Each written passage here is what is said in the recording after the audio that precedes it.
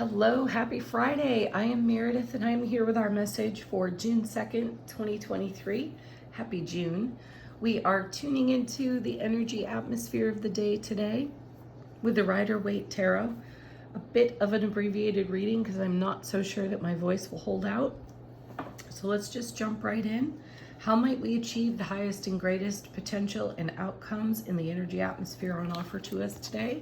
Our first card is the Hanged Man, a carryover from Wednesday's message. This card showed up for us and we are wisely pausing for enlightenment. I had an opportunity to reflect a little bit more on Wednesday's reading, and I felt as though in hindsight we were being given an opportunity through the Hanged Man and a few other cards. We were being given an opportunity to see how ready we are to fill in the unknown with vulture thoughts. Right? We had the devil show up in that reading, and I think the Hanged Man might have come right after the devil. Regardless, it was a poignant placement for the devil. He may have actually come out first in the reading. And when the devil shows up, we're being shown where we might self-sabotage. And with the presence of the Hanged Man, we want to bring our enlightenment to any situation or circumstance in our world so that we can consider greater options rather than old stories. And I'm sensing a bit of a carryover here because the Hanged Man is first out of the deck. It's still wise for us to pause and challenge the stories we tell ourselves when we lack information, when we do not have intuitive guidance that's really forthcoming. It may be, just beyond our reach, right there at the edge of our fingertips, but we're not able to grasp it. So my sense of the Hanged Man showing up yet again is that where we've got our toes on the line of enlightenment, and it's a good place to hang out. Let's see what's next. Oh my gosh. Yeah, it's a great place to hang out because this dude is still lurking. Oh, wow. Look at that. So definitely a continuation from Wednesday's reading. I would suggest, this is a card of Capricorn, so I would suggest y'all check out where Capricorn resides in your charts and find out how your Capricorn energy or your Capricorn influence is serving you. Is it one of your big three, sun, moon, rising? Is it in your Jupiter, or is it in your Venus, Mars perhaps? What house does it occupy in your chart, and how is that influencing you at this time? Do remember that Pluto is in retrograde. It's a very deep planet, and so we're definitely going to be plumbing our depths. It's retrograding in Capricorn right now, so it will do that until October. So we'll be plumbing our depths the whole time it's in retrograde. So seeing the devil show up here is not really a surprise. I'm a little surprised because it's shown up 2 readings in a row. So use the energy to your benefit. Most people gasp or get upset when they see the devil, and the new question for you, turn that on its head too and ask, how is this serving me? What is the devil card showing me? What am I attached to that does not fulfill the vision that I hold for myself in heart space? Let's see what's next. The moon. Look at this. Yeah, I just said plumbing our depths. And we have energies rising to the surface here with the moon card. The moon is borrowed light of the sun, and it shines a completely different light on things. This is a card of deep intuition as well. So as I was mentioning moments ago, our intuition may feel like a whisper. in this energy atmosphere. And what may be on the megaphone is the vulture thought coming off the devil card. And that is something to pause for enlightenment over, so that we do not take any kind of rash action or fill in the unknown, as I mentioned, with vulture thoughts. Taking bits and pieces from old experiences and old stories and applying them to the now where they actually do not fit. Let's see the next three that fell out together. Judgment. Yeah, see? We're reviewing the past. We may be actually resurrecting old stories, devil card. This is a gift, though. This is not something that necessarily needs to be pushed away.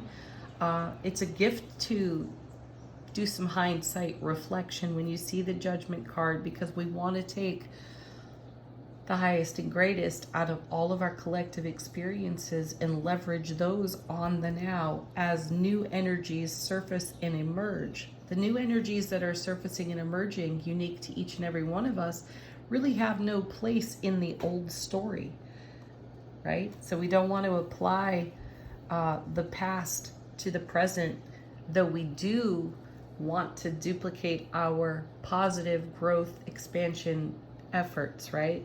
So take the best and leave the rest.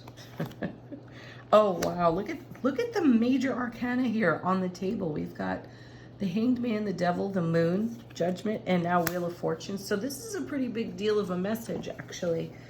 Major arcana cards pack a punch. Minor arcana speak to temporary energies. So these cards are indicating something really powerful and profound that is emerging for us, giving us an opportunity to put fresh perspective on whatever's rising now through that Moon card, and to trust our decision making, to trust our heart space, even if our intuition seems a little bit elusive. We have to allow the intuition to rise, and sometimes the vulture thoughts kind of trample the intuitive message. So the Hanged Man becomes even more important to us in this reading now because of that. So pause for the enlightenment. Allow whatever vulture thought story you're going to tell yourself to surface so you can love it unconditionally. Release it, let it go, and let the new emerge through the divine delivery system of the Wheel of Fortune. Remember that this is a card about aligning with our destiny. And look at that. There's the Two of Wands. There's a whole new world of opportunity awaiting us. This is what's emerging from the Moon card, and this is the doorway that we are going to step through, the threshold that we will cross.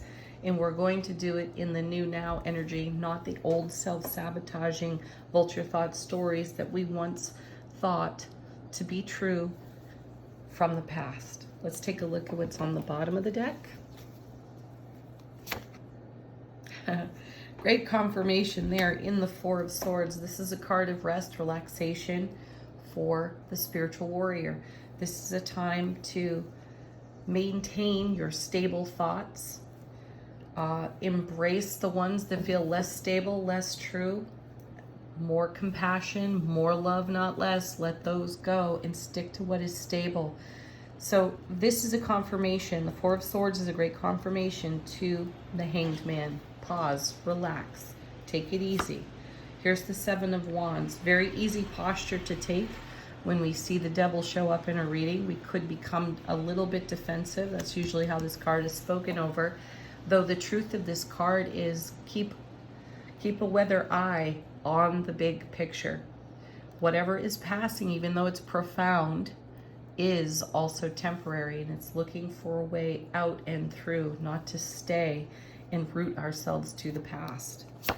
Look, more swift moving energy here with the Eight of Wands, more stable energy. Remember, the bottom of the deck is how the universe supports us and what's going on behind the scenes that we may not be aware of. So we also have consecutive cards here in the 7 and the 8. There's a lot of progress going on behind the scenes that we may not have any evidence of in the now, which is why there could be a tendency to lean into the Devil card and its old stories. Stay connected. There's another major arcana for us in the stars. Stay connected to your dream, your vision, your goal, and trust that.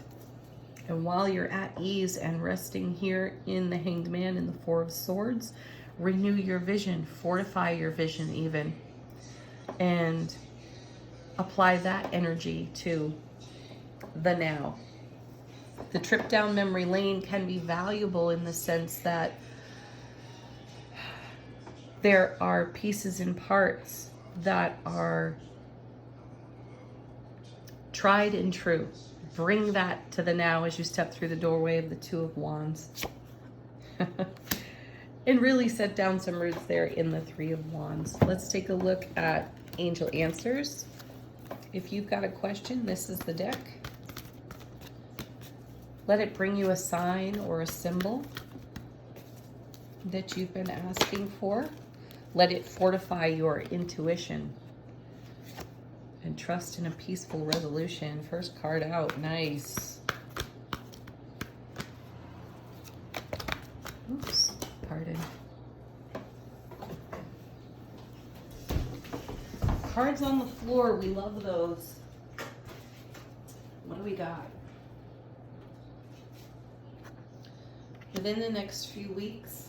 So this is an energy that's here to hang out for a bit, giving us the opportunity to shed those old stories and really embrace our vision on that Two of Wands and that Three of Wands, and move dynamically and swiftly in the direction of fulfillment of our dreams. Meditation brings answers. Yeah, yet a third message or a third card confirming that pausing for enlightenment is to our benefit at this time. One more card.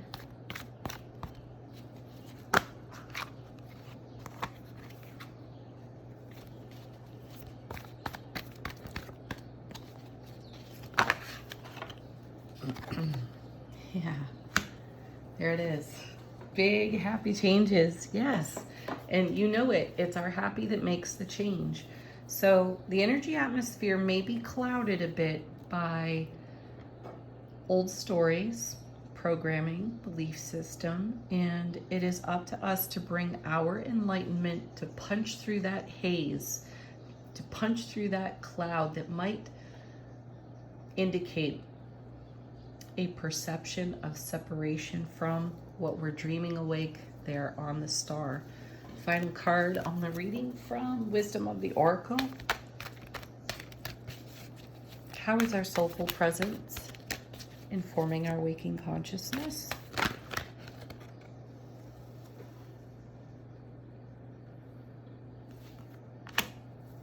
Higher power. Yeah. Turn to whatever your higher power is.